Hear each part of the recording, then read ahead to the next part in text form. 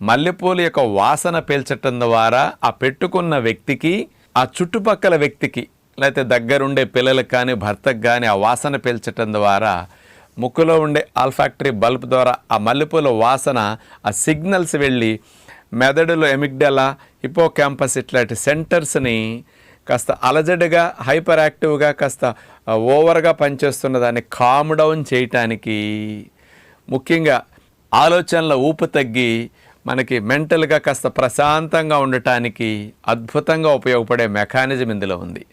ఈ మల్లెపూలలో జాస్మోన్ అనే chemical compound ఉంటుంది.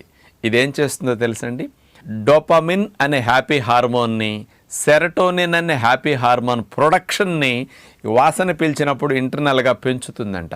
మెదడు నుంచి ఆ రెండు హ్యాపీ హార్మోన్స్ బాగా రిలీజ్ అయ్యి కాస్త మానసికంగా ప్రశాంతంగా ఉండటానికి ఇది అద్భుతంగా ఉపయోగపడుతుంది. మరి చాలామందికి